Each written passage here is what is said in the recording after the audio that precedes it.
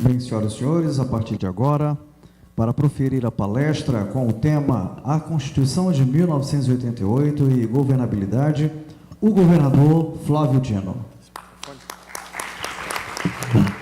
Dignas autoridades que compõem a mesa, quero saudar todo o auditório que aqui se encontra.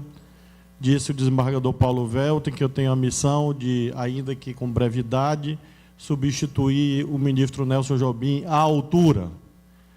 À altura, eu não me responsabilizo, uma vez que eu trabalhei com Sua Excelência e sei que ele tem lá uns 2 metros de altura, o ministro Nelson Jobim.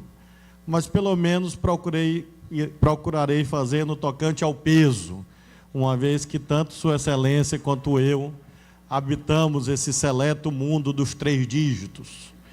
De modo que muito me empenharei para traduzir este peso também em valores agregados a todas as senhoras e senhores no tocante a uma reflexão constitucional retrospectiva e prospectiva. Quero dirigir as minhas primeiras palavras com muita alegria e com muita honra aos constituintes de 87 e 88, todos que aqui estão, a começar da senhora prefeita de São Luís, Gardênia Ribeiro Gonçalves, que aqui representa o saudoso governador e senador constituinte João Castelo.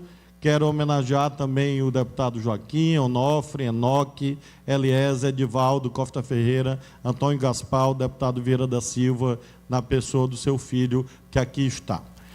Homenageio a todas as senhoras e senhores, lembrando de Plekhanov, um autor russo que se insere nas minhas predileções, que trata sobre o papel do indivíduo na história. Diz ele que os processos históricos têm uma dinâmica coletiva e objetiva, mas isso não anula, pelo contrário, imprescinde do lugar do indivíduo para acelerar ou obstaculizar os processos históricos.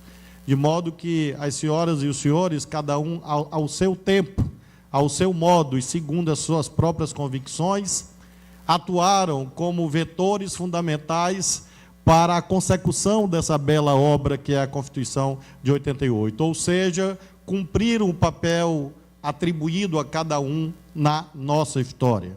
Por isso foram decisivos para esta história.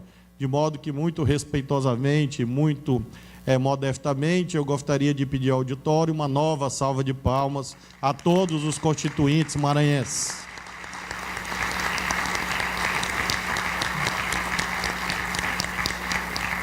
Desejo que essa noite fique gravada na memória de todos os senhores e das senhoras. Todos os constituintes são proprietários de um patrimônio de memórias e de uma árvore no Bosque dos Constituintes, em Brasília. Nós desejamos que essa noite também seja tal qual essa árvore frondosa, que não está plantada fisicamente no solo do Maranhão, mas que está plantada no coração e da memória do nosso povo. Me arrisco numa breve arqueologia constitucional, correndo o risco de alguma impropriedade na pessoa daqueles que participaram da história. Não se ofendam ao eu falar de arqueologia, não é nenhuma alusão à antiguidade, mas sim a reminiscência de tal como aconteceu o processo constituinte de 87 e 88 e qual a sua missão. Brevemente, lembremos, o direito não serve apenas para organizar o poder. Se o direito servisse apenas para organizar como os poderosos exercem as suas funções, dele não se precisaria. O direito, como técnica de organização da sociedade, serve, sobretudo, para limitar o poder, para restringir a ação de quem detém o poder. Portanto, não é uma organização dissociada de um telos, de uma teleologia. É uma organização visando garantir o patrimônio de direitos individuais de todos nós e, claro, da coletividade. Limites para preservar e promover direitos. É a missão fundamental de um texto constitucional. Essa missão se tornou ainda mais especial no contexto em que cada um desses homens e mulheres se debruçaram sobre esta missão, uma vez que se cuidava de fazer um contraste muito nítido entre um regime político que então havia perdido a sua validade histórica para um regime político plenamente democrático.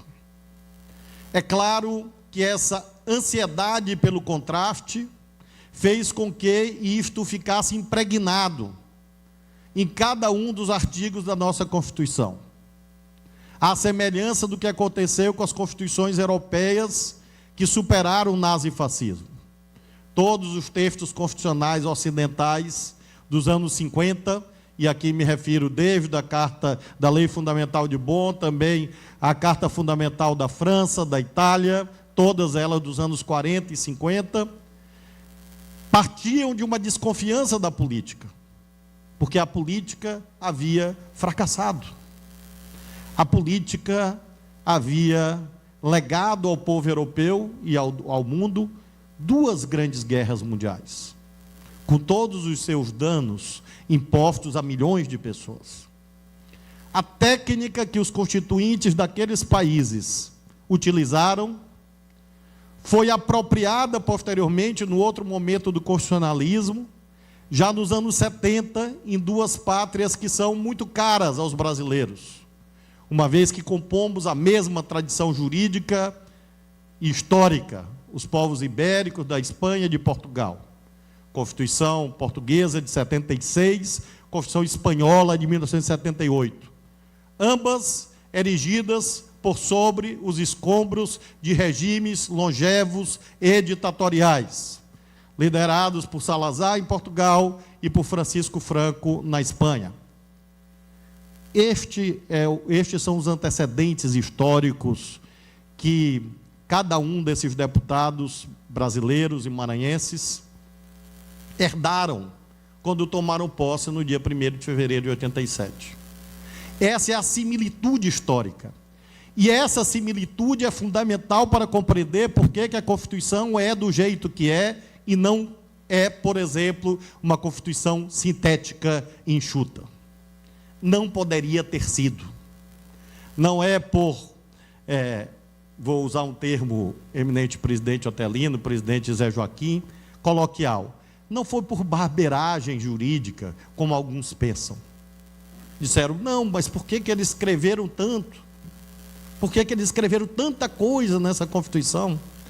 É porque tinham que ter escrito, à semelhança dos seus modelos históricos, a que fiz breve alusão. A Constituição de 1988 tinha que dar conta de 3 tarefas. O primeiro, já enunciei, limitar o poder do Estado. E limitar o poder, inclusive, do poder constituinte derivado. As famosas cláusulas pétreas do artigo 60, os limites circunstanciais, os limites formais ou procedimentais, que estão plasmados no mesmo artigo. Vejam a que chegava a pretensão correta dos constituintes. Limitar até mesmo aqueles que lhe sucederiam, como deputados e senadores. A obra que eles escreveram é intangível para os demais deputados e senadores, no que se refere, por exemplo, ao núcleo dito irreformável, escrito no artigo 60, parágrafo 4º da Constituição. Qual seja, forma federativa de Estado, repartição vertical de competências, controle recíproco entre União, Estados e municípios, separação de poderes, repartição horizontal de competências, checks and balances entre executivo, legislativo e judiciário, como se fosse a cruz fundamental da contenção do poder, repartição vertical, repartição horizontal. O terceiro limite, voto direto, secreto, universal e periódico, portanto, república. Eu muito aprecio o movimento monarquista, presidente Zé Joaquim, mas sempre penso que título honorífico me caberia. A Vossa Excelência eu não tenho dúvida.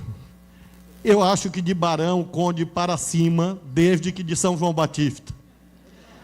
Assim como o desembargador Lorival disputaria, tenho certeza, com o deputado Antônio Gaspar, algum título honorífico, nobiliárquico, da comarca de Viana. Não foi esta, contudo, infelizmente, por hora, a opção dos constituintes. Optamos pela República, como uma forma de contenção do poder, alternância para contê-lo. E o quarto limite, a quarta linha do artigo 60, parágrafo 4º, direitos e garantias individuais. Então, os constituintes tinham que escrever muito, porque eles tinham que escrever sobre isto, sobre forma federativa de Estado, que só poderia ser limite do poder se tratasse, como de fato trata, sobre as competências de cada um dos entes federados. Artigo 20, 21, 22, 23, 24, 25 da Constituição tratam disso. Os bens, as competências legislativas, materiais. Tinham que escrever sobre os 3 poderes do Estado. Ainda estavam eles, doutor Luiz Gonzaga, especialmente inspirados. Tinham os 3, eles ainda inventaram o Ministério Público e a Defensoria. Tinham que escrever sobre cada um desses departamentos estatais. Claro que nós, advogados, que tenho a honra de sê-lo, olhamos de um lado, olhando para o outro, os juízes estão na Constituição, os procuradores estão na Constituição, os defensores estão na Constituição, todo mundo que é bacharel em Direito está na Constituição. Os advogados disseram, eu quero um artiguinho também para mim. E fizeram o artigo 133 da Constituição, porque como é que os advogados vão ficar de fora? E aí cada um foi lá e escreveu o seu pedaço. Creio que de memória, nesse momento, cada um dos deputados está aqui lembrando da profusão de passeatas, de emendas que receberam, de cada segmento social que queria estar debaixo do generoso guarda-chuva da Constituição, para não ficar na chuva. Então os índios queriam, os idosos, as crianças, as mulheres, os militares, todos queriam estar debaixo desse generoso guarda-chuva. Direitos, catálogo de direitos, que é a alma da Constituição, e esses constituintes fizeram escreveram uma nova topologia constitucional. Pela primeira vez, desde 1824, os direitos antecedem aos poderes.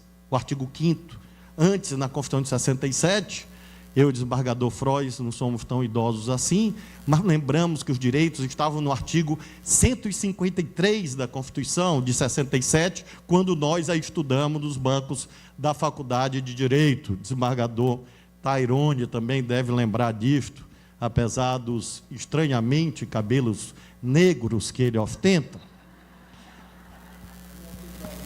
Não? Tu que o dizes, diz as Sagradas Escrituras. Ele diz que é natural. Ora, o que esses constituintes fizeram? Pegaram os direitos e trouxeram do artigo 153 do final da Constituição e colocaram no pórtico, na porta de entrada. Artigo 5º, abrindo, portanto, a feição do que era o regime constitucional que abraçava a cidadania, a Constituição Cidadã, como a denominou o grande Ulisses Guimarães. E tinham que tratar de garantias, porque nós temos um trauma nacional. Nós somos, talvez, um dos países que mais estudam o fenômeno das leis que pegam e das leis que não pegam. Lovenstein tratou disso com mais elegância. Constituição semântica, normativa, nominal. Não é um fenômeno brasileiro, para não alimentar o complexo de vira-lata naqueles que me ouvem. Não é algo típico do Brasil apenas. A ineficácia do direito posto. Aquilo que Lovenstein chamou de Constituição semântica no direito constitucional alemão. Ora, nós tínhamos o trauma das leis que pegam, das leis que não pegam, e aí alguém disse, olha, só há um jeito das leis constitucionais, ou seja, dos preceitos constitucionais pegarem. Vamos erguer um sistema de garantias poderoso, constitucional, e não infraconstitucional, doutor Ângelo. E aí surgiram todas essas ações constitucionais que os senhores e as senhoras conhecem. O rol mais vasto do planeta. Não há Constituição do mundo que tenha ações constitucionais como a nossa. habeas corpus, habeas data, mandado de injunção individual e coletivo, mandado de segurança individual e coletivo. Habeas corpus, claro, ação direta de inconstitucionalidade de 3 tipos, a propriamente dita, a interventiva e a por omissão. Só aí 3. Depois ainda introduziram a ADC, ação declaratória de constitucionalidade, ação civil pública, e para não haver nenhuma dúvida, o melhoral infantil da comunidade jurídica brasileira, a DPF, Arguição de Descumprimento de Preceito Fundamental. Quando eu era menino, minha avó me dava melhoral infantil para tudo, porque servia para absolutamente tudo. De dor de cabeça, febre, dor no pé, manha, dengo, melhoral infantil resolvia. Ora, a DPF é isto, Arguição de Descumprimento de Preceito Fundamental. Eu não sei, Joaquim, Onofre, as senhoras e senhores que estão aqui, se na época alguém pensou o que era essa tal dessa DPF. Eu tenho a impressão que não, me desculpem a sinceridade. O certo é que a DPF hoje virou um instrumento subsidiário do sistema que, quando você não consegue levar ao Supremo um tema em ADIM, em ADC, nenhuma dessas outras ações que eu falei, cabe à DPF. Então, até final do Campeonato Brasileiro, como eu tenho dito, foi decidido no Supremo. Eu sempre fico na dúvida, eu repito isso sempre e nunca sei, foi o Flamengo ou o Sport que foi declarado campeão? Eu só sei que foi na Suprema Corte. É o único campeonato de futebol do planeta que foi decidido na Suprema Corte. Agora os argentinos estão pensando em decidir Boca Juniors e River Plate. Eu tenho medo do nosso Supremo Tribunal Federal dizer, deixa que eu chuto, e querer resolver até o campeonato de futebol da Argentina. Mas ao do Brasil já resolveram. Então vejam, como é que esses homens e mulheres podiam escrever pouco? Eles tinham que escrever sobre todas essas ações, tratar minimamente do rito, da legitimidade ativa. Por quê? Porque o objetivo era ter um sistema de justiça forte, com uma garantia de que os direitos pegariam, de que não seriam folha de papel da feliz expressão lassaliana. Essa é a retrospectiva, por isso que a Constituição é analítica, por isso que ela é grande. Vejam, a pergunta é, apesar de analítica, grande, sui generis em muitos aspectos, ela nos serve? Qual é o critério de verdade, se não a prática? Está escrito na tese sobre Ferbar. Qual é o critério de verdade? A prática constitucional, que é, a essas alturas, a mais longeva da vida democrática do país. Porque, respeitosamente, excluo a Constituição Imperial de 1824 e excluo a Constituição Republicana de 1891, que vigorou por exatamente 43 anos, portanto, um pouco mais do que a Constituição de 88. Mas, se nós pegarmos a grande obra da Constituição de 46, vigorou por 18 anos, até o golpe de 64, depois mais 3 até a Constituição de 67, 21 anos, o antecedente democrático da Constituição de 88. Então, ela tem sobrevivido. É verdade que com muitas operações plásticas, 105 emendas, 99 já promulgadas e mais 6 de revisão. 105 emendas constitucionais. Um recorde também. Mas vejam, eu sou um fã dessa Constituição e por isso, com muito sentimento, homenageio as senhoras e os senhores que a fizeram. Porque, em primeiro lugar, ela sobreviveu a alguns testes de estresse. Primeiro, da alternância no poder. Nesse período, aos trancos e barrancos, como é a vida, não sei se os senhores já notaram que as colunas do Superior Tribunal de Justiça, na sua fachada, não são retas. Vocês já notaram? Quem olha a foto ou vai no STJ, o STJ, ministro, ou desembargador, olha lá o STJ, a fachada do STJ, os vitrais, desembargador presidente José Joaquim, tem as colunas, mas elas não são retas. E perguntaram para o Niemeyer, por que elas não são retas? Ele disse, porque a justiça tem que ter equidade. A justiça nunca ela é unívoca. Ela sempre leva em conta o caso concreto. sabedoria de um grande arquiteto, Oscar Niemeyer. Assim é a história. Ela é assim. Perguntaram para um barqueiro maranhense por que o fundo de um barco de pesca do Maranhão é torto. E ele respondeu com alta filosofia: o fundo do barco é torto para ele ficar reto na água. Assim é a história. A história nunca caminha do jeito que a gente quer.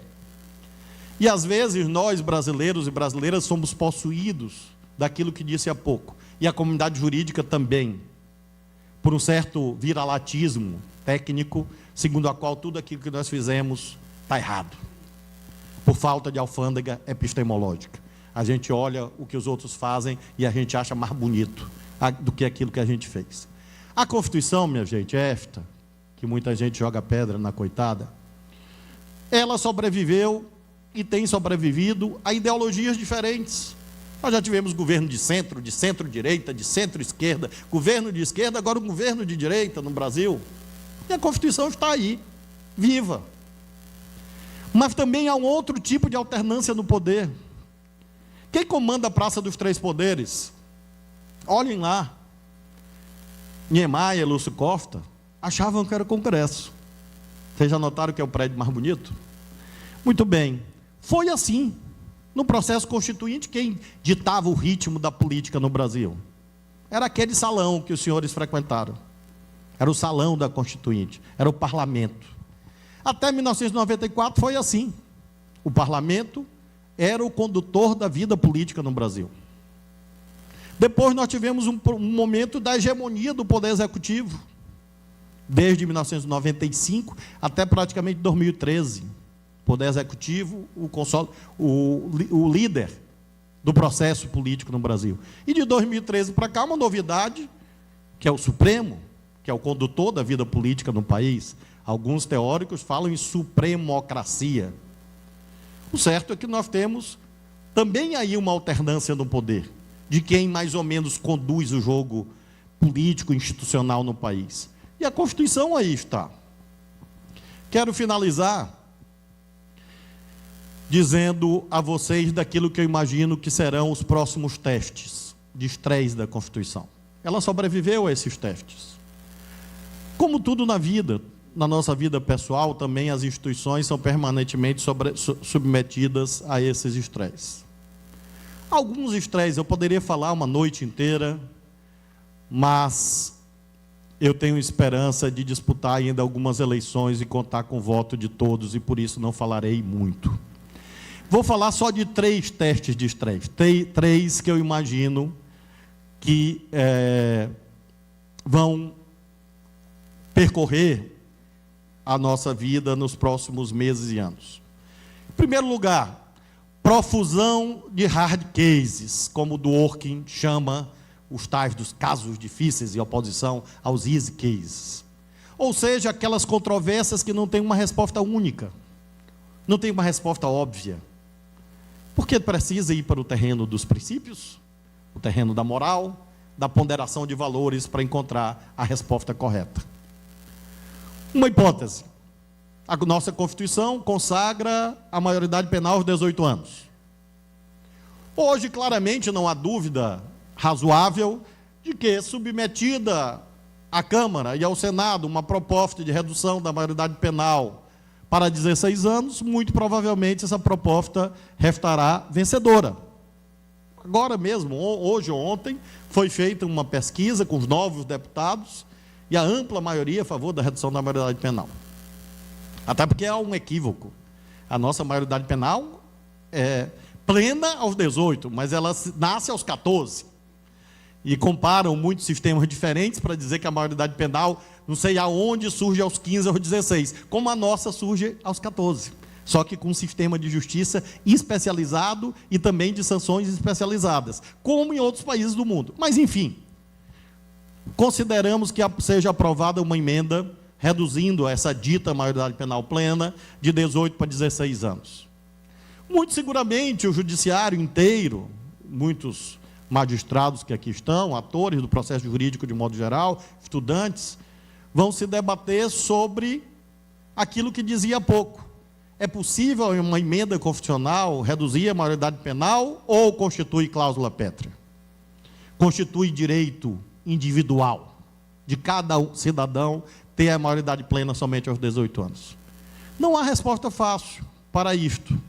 Fatores contextuais entram em cena.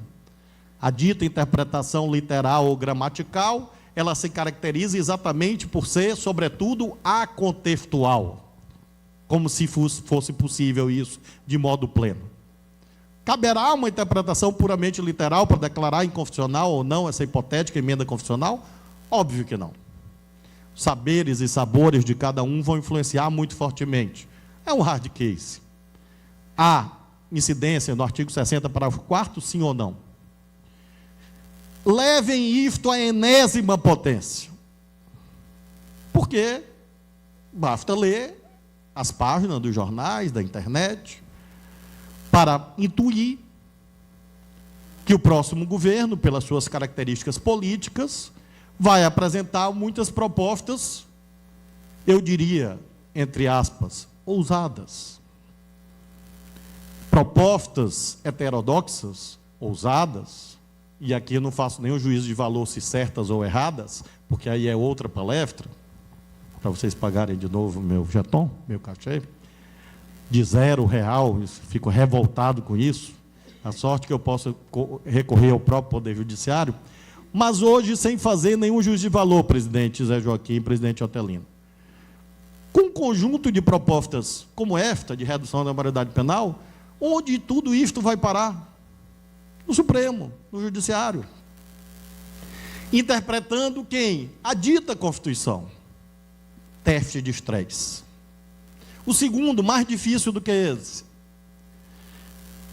Os nossos constituintes derivados aprovaram um teto de gastos. Experiência constitucional única no planeta. Não há nenhuma outra Constituição do mundo que tenha teto de gastos para os governos fixados na Constituição por 20 anos. Não há. Foi aprovado agora, creio que 1 ano e meio, ou 2 anos atrás. As consequências já estão na esquina. Peguemos o caso da saúde. A saúde do povo do Maranhão custa hoje, para o governo do Estado, 120, 125 milhões de reais, hoje. Eu recebo do Sistema Único de Saúde, quando Deus dá bom tempo, e eu digo ao senhor, deputado Enoque, deputado Edivaldo, deputado Costa Ferreira, os 3 irmãos de fé, não por falta de oração minha, mas quando Deus dá bom tempo, eu recebo 25 milhões. Está faltando para inteirar, como diz o povo do Maranhão, está faltando 100. Não é isso? Muito bem. O que é que a emenda constitucional diz do teto de gastos? Que os gastos federais com a saúde só podem crescer os gastos de 2016 mais a inflação. Muito bem, perfeito. Se os insumos médicos crescessem apenas de acordo com a inflação. Mas os bichinhos não obedecem à Constituição. Eles insistem em subir mais do que a inflação. Por quê, deputado Antônio Gaspar? O senhor sabe disso. Eles obedecem à variação do danado do dólar, ao mercado internacional, muitos importados. Eles não querem saber desse negócio de inflação. Ou seja, o custo do sistema de saúde do Maranhão sobe acima da inflação. Mesmo que eu fique dormindo e não abra mais nenhum hospital. Porque os insumos médicos sobem acima, porque tem os médicos, porque assim sucessivamente, novas tecnologias, novos equipamentos. Em 3 anos, 4 anos, não há quem pague essa conta no Brasil. Certo? Por quê? Porque por conta do teto de gastos, as minhas receitas estão congeladas do SUS. E eu tenho que aportar dinheiro do Tesouro. Os senhores sabem onde é que está o dinheiro do Tesouro? Está no bolso dos senhores. Quando vocês quiserem saber o que é tesouro, cheguem em casa e abram a carteira ou a bolsa. O tesouro é esse aí, que a gente arrecada para poder pagar essas coisas. É inviável o teto de gastos de 20 anos. Ou seja, ou o teto de gastos é declarado inconstitucional pelo Tribunal de Justiça do Maranhão ou pelo Supremo Tribunal Federal, Ou simplesmente não existe sistema único de saúde daqui a 3, 4 anos no Brasil. Ou se fecha hospital. Mais um teste de estresse para a Constituição, por conta de uma emenda. Está à nossa porta. Terceiro, para finalizar, e cumprir a minha promessa. Garantias penais. Garantias do processo penal. Tema difícil. Porque o impulso primário de todos nós é pela vingança. Jesus Cristo versou sobre isto. Portanto, é milenar. Aliás, o Antigo Testamento versou sobre isso. É curioso que a lei de Italião foi um avanço civilizacional. Porque olho por olho, dente por dente. Já era uma limitação do poder. Ou seja, perder um olho não mata o cidadão, só tira o olho de quem tirou o olho. Não é assim a lei de Italião? Muito bem, já era uma limitação do processo penal. Para ir mais atrás, Abraão estava lá tratando com Deus sobre Sodoma e Gomorra. Ele admitiu o recurso. Deus disse: eu vou acabar com isso aí tudo. Aí Abraão disse: moço, e se tiver uns 100 justos aí? Não, se tiver uns 100, pode ser que eu salve aí. Não é assim, deputado Edivaldo? Aí Abraão, que era um advogado habilidoso, fez embargos de embargos. Foi ele que inventou, não foram os advogados. E disse assim, porque é injusto com nossa classe. Disseram assim, aí ele disse: mas se for 50 justos? Porque Deus fez uma contagem, não achou 100, achou 50, e disse: se for só 50. Não, 50 eu também salvo. E todo mundo conhece o restante da história. O que é isso, segundo uma garantia? Não é uma garantia do processo penal perante o juiz, dos juízes. Para ir mais atrás ainda, Adão e Eva, réus terríveis, nos condenaram a sair do paraíso. Foram julgados por Deus mediante citação, interrogatório e fundamentação da sentença nos termos do artigo 93, inciso 9 da Constituição. Leiam o livro do Gênesis. Onde estás que fizeste? Não é assim, deputado Costa Ferreira? E aí eles vão se defendendo por acolá, e aí Deus depois ouve, julga, condena, fundamenta a sentença e individualiza a pena. Vocês notaram isso? Adão uma pena, Eva outra, cobra outra. Muito bem, nós estamos falando de milênios de construção cultural, minha gente. Estou provando, culturalmente. São, para nós que cremos, ditames oriundos diretamente de Deus. Para os que não creem, construtos culturais históricos. Milênios. Muito bem. Portanto, a barbaridade que se alguns defendem, de matar, de prender de qualquer jeito, ela não é incompatível com milênios de história. Vou citar 2 exemplos para terminar. Progressão de regime. Estão anunciando acabar com a progressão de regime. O cidadão entra no regime fechado. Se comportou bem, regime semiaberto. Se comportou bem, regime aberto.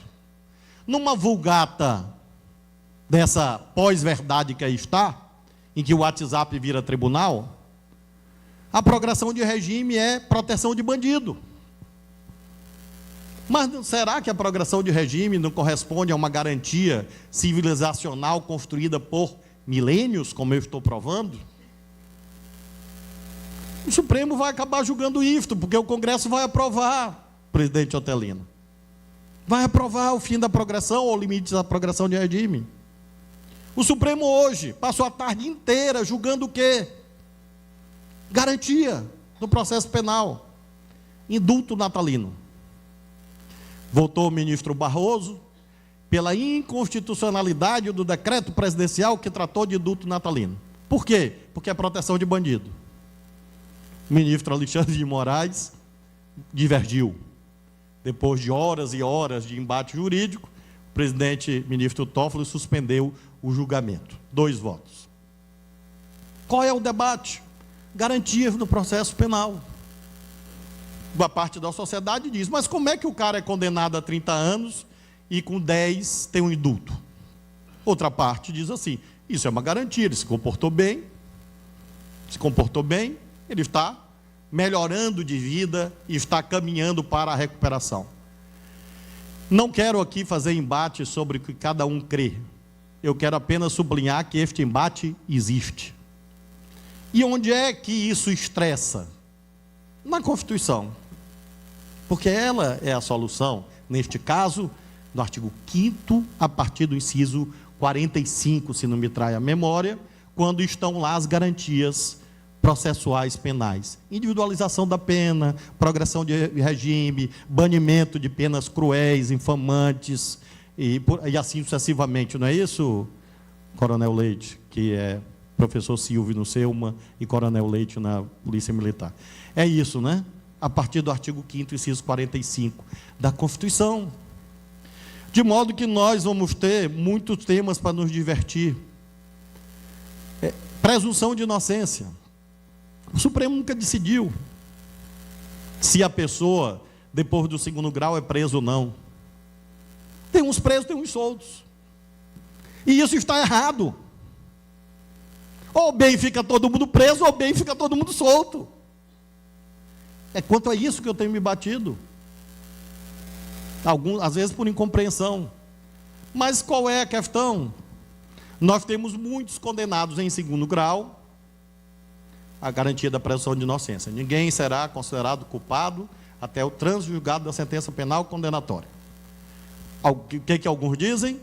Então, até o trânsito julgado, não pode prender, porque ele não é considerado culpado. Outros dizem, não, é possível fazer a execução provisória. O Supremo não decide isso. O último julgamento foi sui generis. Apenas para rememorar. Foi 6-5. Sendo que o 6º voto disse que votava contra a sua opinião. Porque se ela votasse de acordo com a opinião dela, era 6-5 ao contrário. Vejam vocês. E aí, onde é que isso estressa? A Constituição e os tribunais, que são os garantidores. Aliás, o juiz Holmes dizia que a Constituição não é aquilo que está escrito, ela é aquilo que os juízes dizem que ela é. De modo que nós, quero finalizar dizendo isto, fomos condenados, como brasileiros e brasileiras, a andar sempre de montanha-russa jurídica. Não há tédio, não há carrossel. A gente não fica girando assim, placidamente em torno do mesmo eixo. É montanha-russa com muito looping, aqueles que viram de cabeça para baixo.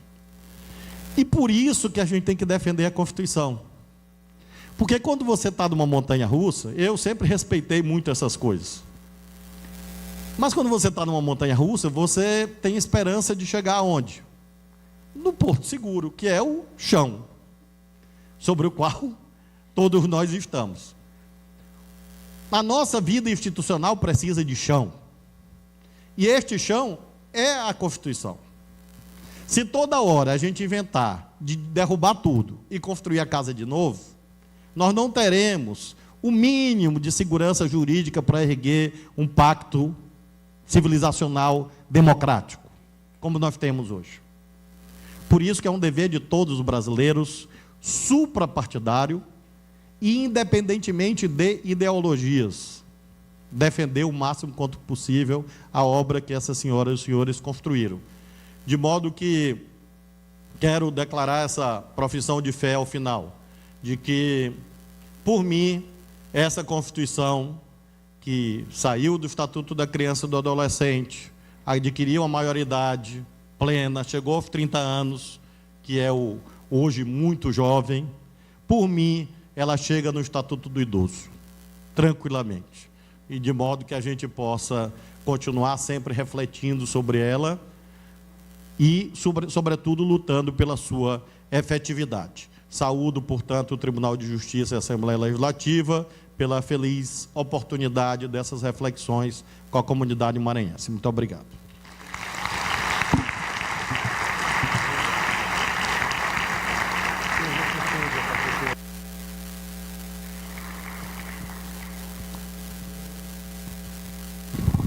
Vocês viram que eu me esforcei para ter o mesmo peso do Jobim. Vou dizer a ele isso. que ele me deu um trabalho danado. O Tribunal de Justiça não vai me pagar nada, mas ele vai me pagar. Eu vou ligar para ele. Bom, senhoras e senhores, nesse momento, o presidente da Assembleia Legislativa, deputado estadual Otelino Neto, fará a entrega do certificado ao governador Flávio Dino.